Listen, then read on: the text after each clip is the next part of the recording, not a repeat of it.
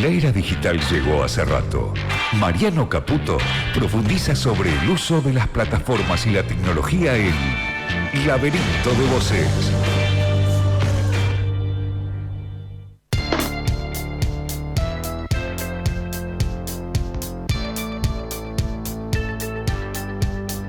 Y bueno, con esta buena vibra arrancamos el momento Caputo, el cuarto bloque, que es el momento Caputo.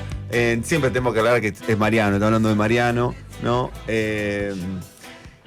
Así que, Marian, te doy el pase gol. El pase gol, centro, el triángulo. Momento Caputo, no sé, pero no el momento Toto Caputo. No, yo creo que ese va a volver, porque ¿no? si no, ahí la gente se está yendo del salgo chat. Cuando eyectado. decís Caputo se asusta, hay que avisar que yo creo es que Caputo bueno, que Marian ya tiene un te listado de conocido. las 20 respuestas sobre Caputo que tiene ahí preparado, como que la gente... El caputazo se viene. El caputazo. Siempre digo que No. se viene el caputazo. Qué Lo bueno es que trae la posta. Qué ¿viste? zócalo ese. Gran Qué zócalo. histórico. Gran, histórico. Acá deberíamos subtitular así. Así, Caputazo es la columna, debería ser, ¿no? Ahí Educación y está. tecnología, Dice esas que cosas habla- raras. Qué raro, claro. Sí. ¿Para qué pensamos tanto? No, Era ese. ¿no?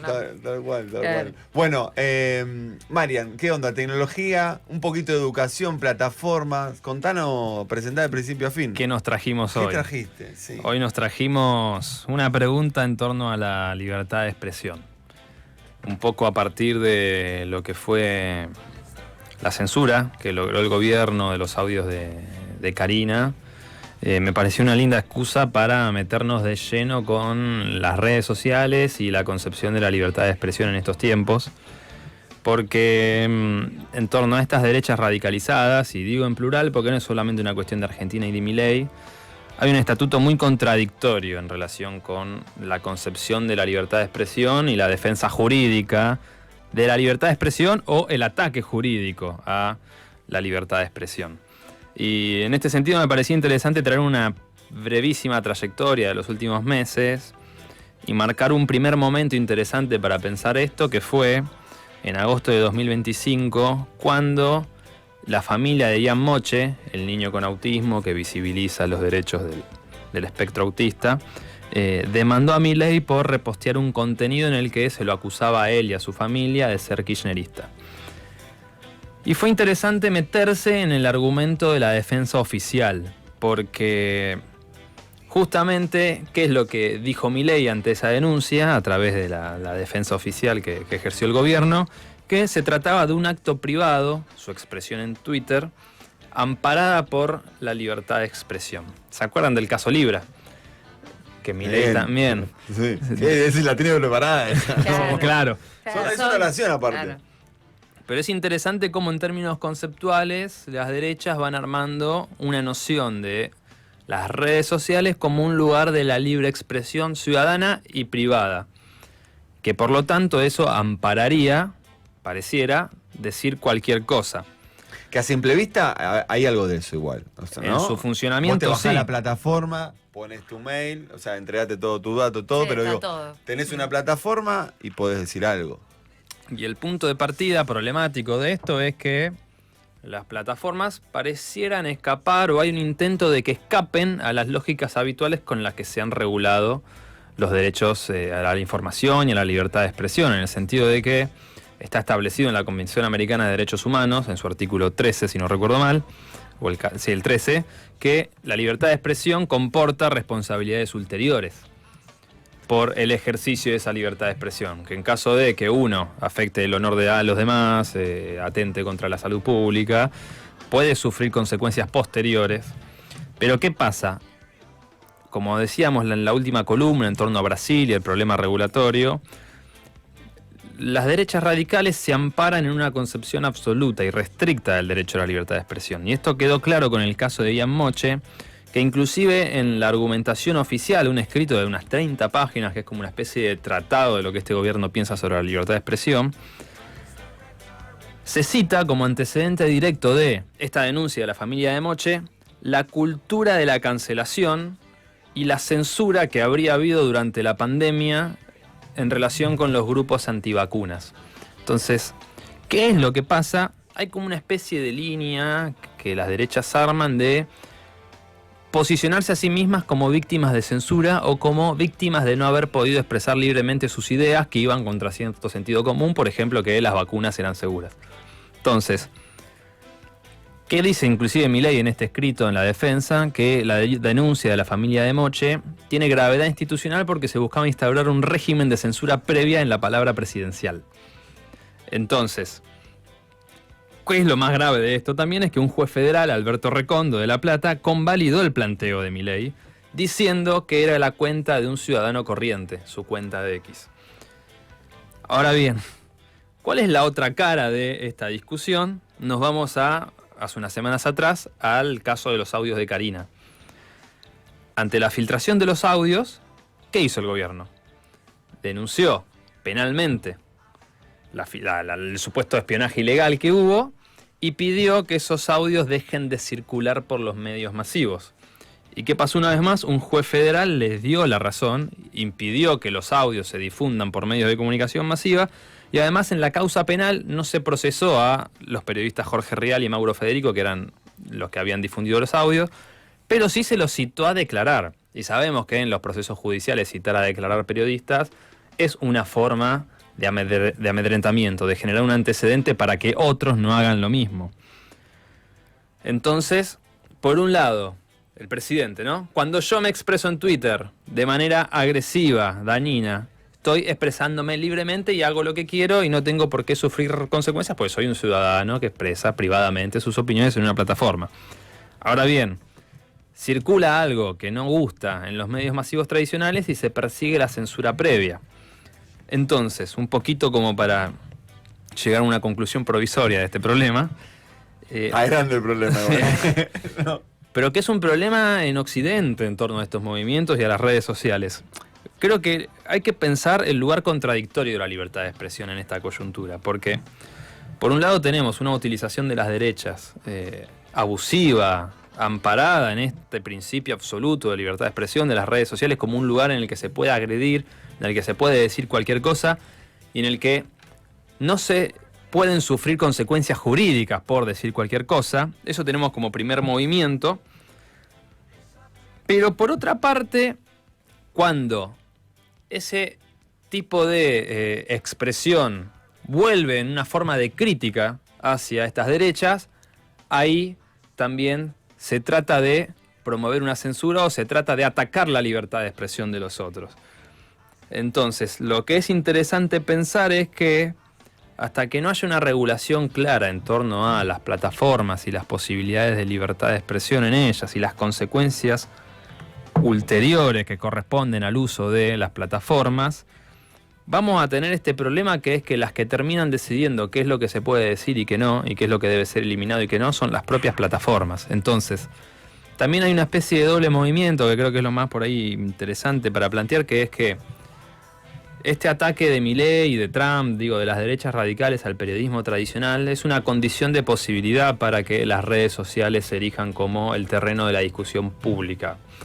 Porque de alguna manera de lo que se trata es de socavar la legitimidad del periodismo como institución que regula el acceso a la información y a la pluralidad de opiniones, para que, frente a eso, quede la selva de las redes sociales como el lugar de la circulación de las opiniones y de la información. Porque ¿qué es lo que suelen decir las derechas? Bueno, si querés informarte, vos en Twitter podés acceder a toda la información que quieras. Pero no es así. Primero porque hay algoritmos que están tramados de cierta manera para que cada uno vaya viendo más o menos lo que le gusta. Y segundo porque es un territorio en el que las derechas pueden organizarse para influir y obtener ventaja de la falta de regulación estatal, jurídica, de las redes sociales. Y por eso hay que mirar mucho a Brasil. Yo quiero insistir con esto, es como un mantra que vengo repitiendo todos los días. No, yo te cito a vos, Hay que mirar a Brasil, hay que mirar lo que está haciendo el gobierno de Lula, que está dando una disputa geopolítica fundamental y que está sufriendo las consecuencias por eso. Y aparte, cuando se habla de regulación de plataformas, se suele mirar mucho a la Unión Europea, a la legislación de protección de datos, pero son liberales, son burgueses los europeos. Hoy lo que tenemos acá al lado nuestro es a Lula, que estuvo 5 años preso, a quien intentaron asesinar según el proceso judicial que se está llevando adelante ahora y que condenó a Bolsonaro. Y después de lo que fue la toma del Planalto, el intento de golpe de Estado, Brasil, el Partido de los Trabajadores, entendió claramente que tenía que meterse con las redes sociales como un instrumento de una batalla política y de supervivencia del Partido de los Trabajadores, pensando en las próximas elecciones. Porque la campaña de desinformación que hubo ahí, después del triunfo de Lula y durante el gobierno de Bolsonaro, fue tremendo. Entonces, muchas veces sale la pregunta por el futuro, si se puede hacer algo, sí, se puede hacer algo y Brasil lo está demostrando. Bueno, a ver, les metemos a ese quilombo, podemos conversar un ratito, Por supuesto, está por súper favor. interesante, porque pensaba, la ley de medios sancionada en 2009 también planteaba un vacío respecto a los contenidos que circulan en las redes. También la ley electoral plantea un vacío de qué pasa durante digamos, el momento que no se puede hacer campaña, ¿no? De veda electoral. Entonces ahí hay un hueco grande. El tema también tiene que ver con de Moraes, es el Sí, el jurista. juez. Nos falta el juez. Nos falta, Alexandre de Moraes. Claro. Totalmente, sí. O sea, falta. También, claro. ¿No? Porque hay algo también con lo que está sucediendo. Vos el planteo yo te escuché y hace mucho hincapié en el Poder Judicial que tenemos y la institucionalidad jurídica Ajá. que tenemos como tal. Ahí tenemos un quilombo grande porque todas son para mi ley, porque también tiene ese apoyo. Pero ahí tendríamos como dos poderes en silencio que están ahí apareciendo todo el tiempo, ¿no? Un juez nacional amigo, ¿no? O un fallo favorable. Yo sumaba esto pensaba, la amenaza de allanar la casa de Jorge Rial y Mauro de Federico, ¿no? Que después creo que no sucedió. No sucedió, pero también aparecía ahí como, amedrenta. ¿no? Y después las empresas, digamos, de las plataformas que están detrás. Es que Complicado eso. el antecedente que vos decís de la Ley de Servicio de Comunicación Audiovisual es clave, porque nosotros estamos en un continente privilegiado para pensar estos problemas, porque hace 10, 15 años acá hubo una oleada de gobiernos populares y todos ellos propusieron leyes de regulación del mercado de medios de comunicación tradicional, leyes antimonopólicas. Acá fue la Ley de Servicio con la discusión contra el grupo Clarín, pero a mí me parece que hay un problema conceptual todavía en la dirigencia política ni hablar, pero también en el terreno Cultural. académico y El impacto cultural. cultural. Sí, que no se logra ver que las redes sociales están en la misma trayectoria histórica que los medios tradicionales y que plantean el mismo problema, que es el derecho a la comunicación de la sociedad. Porque aparte lo que tiene enfatizar en la libertad de expresión es que eso te lleva un poco más a la pregunta por la libertad individual de expresarse y la libertad de prensa. Pero el derecho a la comunicación incluye el derecho a recibir y difundir informaciones que sean variadas y que sean verídicas, que sean de calidad. Entonces, si vos lo que tenés es que la sociedad se movió de los medios tradicionales para informarse y entretenerse, también en las redes sociales, porque no es que esto deja de existir, digo, eso está claro, pero hay una tendencia mayoritaria, hoy, digo, si vos preguntás es 50-50, la tele está sobrepasada por las redes sociales inclusive. Sí, Sí, no. para Claro. mí, sí, hasta me Sí, parece las más el encuestas, sí, porcentaje, por eso. Entonces, si vos hace 15 años quisiste regular y desconcentrar el mercado de los medios de comunicación, el paradigma jurídico del derecho a la comunicación es el mismo para aplicarlo a las redes sociales. Y vos que tenés que custodiar el derecho superior a la libertad de expresión, el derecho a la comunicación y también, por ejemplo, el derecho de las infancias y las adolescencias a tener un tiempo de vida en la que no sean tratados meramente como clientes ni consumidores. Pasa que ahí siento que hablar de derecho a la comunicación, de infancias y adolescencias, siento que estamos años luz de volver a hablar de eso. O sea, Acá sí, pero acá cerca no. El vecino no, el vecino está dando esa discusión. Pero lo que quiero decir con esto es, porque esto, falta imaginación política. Y parece que todo esto es imposible y que no hay manera de hacerlo. Y cuando tenés a Lula estuvo 5 años preso. Estuvo 5 años preso con un poder judicial, con Sergio Moro, haciendo cualquier cosa para meterlo preso. Y es cierto lo que vos decías, que en Argentina el gran problema que tenemos es el poder judicial. Pero bueno, en Brasil, de Moraes estuvo involucrado también en el proceso en torno a Lula. Y después movió de posición porque se dio cuenta que él estaba entre las víctimas del intento de golpe de Estado, como uno de los objetivos de los asesinatos, según la denuncia que hay, era él. Entonces, hay algo en torno al Poder Judicial que hay que radicalizar, que hay que ir a dar ahí una disputa, porque efectivamente es un gran diferencial entre Brasil y Argentina hoy. bueno, el espejo corrido es Jair Bolsonaro, condenado a Bueno. 27 años por el intento de golpe de Estado en enero del 2023, y acá tenés condenada solamente a Cristina, por ahora, digamos, digamos, hay que ver por las causas que van a llegar, ¿no? Pero eso también sería un ejemplo bien distintivo de lo que está sucediendo en uno y otro país. Sí, me parece muy interesante volver a discutir el derecho a la comunicación. Lo que pasa es que uno no escucha esas voces. O sea, y como que vos tenés que escuchar voces legítimas, un poco jerarquizadas, valoradas por la sociedad, que planteen esa necesidad. Hay que seguir haciéndolo nosotros, no digo que no. Pero si no tenés una continuidad cultural política, dirigencial, empresarial hasta te diría, ¿no? Porque ¿dónde queda la comunicación del periodismo? Yo creo que ahí hay una encrucijada No, con y que el aparte periodismo que, desaparezca. Claro, y es contradictorio también, porque desde el gobierno muchas veces se utilizan las redes sociales para dar novedades, noticias, es a través de redes sociales. Bueno, Ah, 6-7 fake, 6-7 No, y más sé allá qué. de eso, Ponele. porque a ella, ponele, es un programa periodístico, a ellos, ponele, le ponemos ahí. Recordamos, hace más de un mes que no hay No hay, vocería sí, no hay oficial. emisión. Pero no, digo, cuando tienen que dar alguna noticia respecto al gobierno, utilizan redes sociales. El primer canal que se utiliza Sí. son las redes sociales. Ah, comunicados Muchas en veces que en Instagram. lugar, está bien, está el boletín oficial, pero muchas veces antes aparecen redes sociales. Y después tenés esto. O sea, no quiero utilizar las redes y después es lo primero que utilizo para dar mis noticias. Es que No sé, es raro. Es Su utilización contradictorio. está fuera, o sea, que hay que usar las redes sociales y que llegaron para quedarse, eso está fuera de discusión. El problema es bajo qué reglas funciona eso y sobre todo cuáles son los mecanismos de moderación y eliminación de contenidos en función de derechos. Totalmente, Derecho a la que eso, comunicación, claro. derecho a la infancia, a la adolescencia, digo, Brasil. O sea, Brasil en un mismo movimiento está regulando las redes sociales para adolescencias, infancias, usuarios menores de 16 años, al mismo tiempo está avanzando con una ley antimonopolio y al mismo tiempo está avanzando con una ley de regulación en general de contenidos.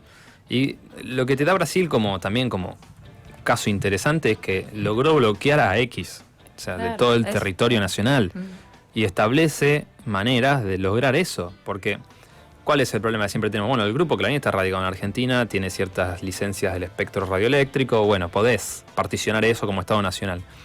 En cambio vos decís, bueno, ¿cómo regulo Instagram? Y bueno, lo tenés que amenazar de que lo vas a bloquear y vas a romper Instagram en el país. Y hay que bancársela, pero no es otra la manera. Y aparte hay algo muy loco que está pasando en este momento, que no sé si vieron las noticias en torno a Nepal, Sí.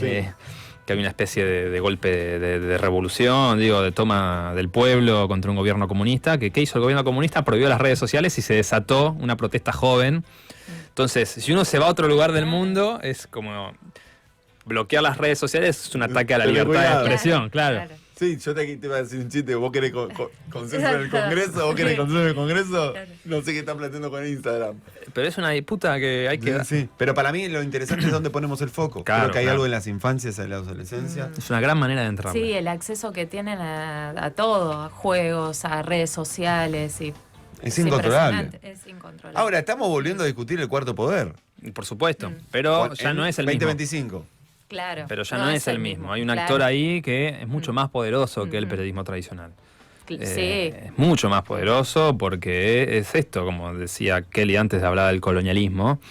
Bueno, el colonialismo de datos es un concepto que a mí no me gusta, no estoy muy de acuerdo, pero es evidente que vos tenés hoy a China y a Estados Unidos dando una disputa geopolítica descomunal en torno a las plataformas como un nuevo modelo de extracción de valor, de acumulación de ganancias y sobre todo de acaparación de datos de la ciudadanía con fines de vigilancia y de control de las poblaciones. Sí, nos llevan varias décadas, ¿no? Igual a ambos países. Claro, bueno, pero ¿No? por eso Brasil es el caso de que Sí, mirar. sí, Claro. Bueno, Y- soberanía, y lo que eso, ¿Y hay alguien que esté mirando a Brasil con respecto a las plataformas? No, yo creo que no. Pero Claro. Mariano. Mario. Dale, Mario. Claro, no, por eso. porque Vamos no a está financiar en un viaje a discusión. Río ahora. estoy, Para Sao Paulo, no sé. Bueno, pero por eso ahí defiendo, estamos en la semana del veto al financiamiento universitario, por eso hay que defender la investigación y el financiamiento de la investigación en ciencias sociales. La imaginación de futuro tiene que ver con hacer una pausa de lo cotidiano y tratar de ver un poco las matrices más del capitalismo contemporáneo y ver dónde se sitúan los puntos de conflicto y de contradicción, porque es la única manera de imaginar algo hacia adelante. No, aparte vos fíjate, arrancamos por las plataformas, pero también nos vamos a la Corte Suprema. Claro, es que... Es eso, como... Pero, y eso es, eso es un indicador de la relevancia del problema, porque que Trump esté haciendo una guerra arancelaria con Brasil es por Bolsonaro, pero también es por la regulación de las redes sociales. Aparte, no hay Bolsonaro sin las maneras en que la extrema La derecha en Brasil comunicación. supo aprovechar, y que no es que el progresismo tiene que saber aprovecharla, porque Bolsonaro lo que hizo fue fraccionar en WhatsApp mensajes, como nosotros no hacemos eso. Sí, Sí, y meto una más, igual abrimos un montón de ventanas, Sí. gracias Marian por ordenarla, porque Sí. es complicado. Que en última instancia también, cuando uno simplifica las derechas, ¿no? O Bolsonaro, le dice Milei, personas y personas, millones de personas que culturalmente se están inscribiendo ahí, digamos.